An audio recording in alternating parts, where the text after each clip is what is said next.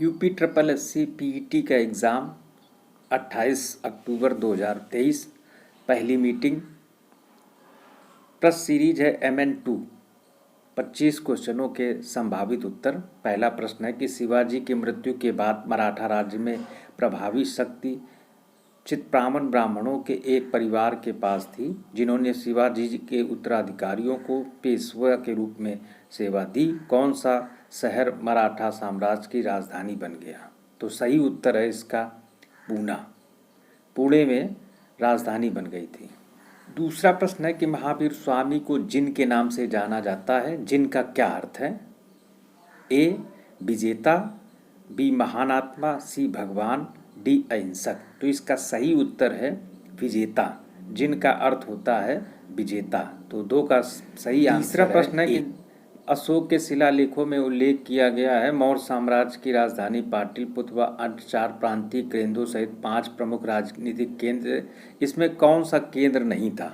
तो इसका सही उत्तर है डी, इंद्रप्रस्थ प्रांतीय केंद्र नहीं था। चौथा प्रश्न है कि ऋग्वेद में विश्वामित्र नामक एक ऋषि और किन 2 नदियों के बीच का संवाद हुआ था?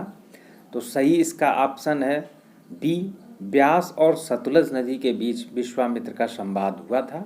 पांचवा है कि 1722 में सूबेदारी सवाई राजा मान सिंह को दी गई थी। तो किसकी सूबेदारी दी गई थी? तो इसका सही उत्तर है डी, आगरा की सूबेदारी दी गई थी। छठा प्रश्न है कि निम्नलिखित में किसने अपने सहयोगियों को यह महसूस करने के लिए प्रेरित किया कि संविधान सभा ब्रिटिश निर्मित सभा है? तो इसका सही उत्तर है डी, सोमनाथ लाहिड़ी ने कहा था कि संविधान सभा ब्रिटिश निर्मित है। सातवां प्रश्न है कि चित्तरंजन दास और मोतीलाल नेहरू ने परिषद राजनीति में वापसी पर बहस करने के लिए कांग्रेस के भीतर किस राजनीतिक दल का गठन किया? तो इसका सही उत्तर है बी, स्वराज पार्टी। आठवां है कि कांग्रेस का वह अधिवेशन कहाँ हुआ था जिसमें महात्मा गांधी ने खिलाफत के साथ साथ स्वराज के समर्थन में असहयोग आंदोलन शुरू करने की आवश्यकता के बारे में आश्वस्त किया था? तो इसका सही उत्तर है सी, कलकत्ता अधिवेशन। खुदाई खिदमतगीर के संस्थापक कौन थे? तो इसका सही उत्तर है डी, खान अब्दुल गफ्फार खान। खान अब्दुल गफ्फार खान को ही बादशाह खान भी कहा जाता है। 10वां है कि 1913 में हिंदुस्तान गदर पार्टी का मुख्यालय कहाँ पर था? दिल्ली में, लाहौर में, कलकत्ता में या सैन फ्रांसिस्को में? तो इसका सही उत्तर है डी, सैन फ्रांसिस्को। 11वां प्रश्न है कि सुरई, सिरोई, कुमुदनी या लिली भारत के निम्नलिखित में किस राज्य में पाई जाने वाली एकमात्र स्थलीय कुमुदनी या लिली है? तो इसका सही उत्तर है सी, मणिपुर। मणिपुर में पाई जाने वाली कुमुदनी एकमात्र स्थलीय कुमुदनी या लिली है। उड़िया पठार भारत के निम्नलिखित में किस राज्य में स्थित है? राजस्थान, मध्य प्रदेश, कर्नाटक या महाराष्ट्र में? तो इसका सही उत्तर है ए। 13वां प्रश्न है कि शीत ऋतु की शुरुआत में तमिलनाडु के तटीय क्षेत्रों में वर्षा का क्या कारण है? ए, उत्तर पूर्व वर्षा ऋतु, बी, स्थलीय वायु परिसंचरण या सी, शीतोष्ण चक्रवात। तो इसका सही उत्तर है सी, शीतोष्ण चक्रवात। अगला प्रश्न है कि राजस्थान के जालौर जिले में किस प्रकार का ग्रेनाइट पाया जाता है? तो इसका सही उत्तर है रोजी पिंक, गुलाबी ग्रेनाइट। 15वां प्रश्न है कि पुर्तगालियों द्वारा निर्मित बंदेल चर्च भारत के निम्नलिखित में किस राज्य या केंद्र शासित प्रदेश में है? ए, गोवा, बी, पांडुचेरी, सी, पश्चिम बंगाल, डी, उड़ीसा। तो इसका सही उत्तर है सी, पश्चिम बंगाल में बंदेल चर्च पाए। 16वां में है कि गन्ने के उचित व लाभकारी मूल्य FRP को कौन तय करता है? ए, विपणन और निरीक्षण निदेशालय कृषि मंत्रालय, बी, राष्ट्रीय शर्करा संस्थान कानपुर, सी, आर्थिक मामलों की कैबिनेट समिति या डी, कृषि लागत और आयोग। तो इसका सही उत्तर है सी, आर्थिक मामलों की कैबिनेट समिति।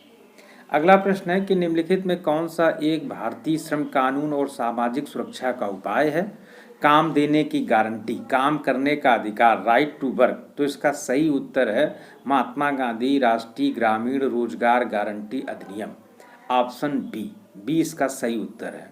18वां है कि स्वर्ण क्रांति भारत में निम्नलिखित में किस कृषि क्षेत्र के विकास के लिए जिम्मेदार है? ए, बागवानी, बी, आलू उत्पादन, सी, पेट्रोलियम उत्पादन और डी है तिलहन उत्पादन। तो स्वर्ण क्रांति का संबंध बागवानी से है, तो इसका सही उत्तर है ए, बागवानी।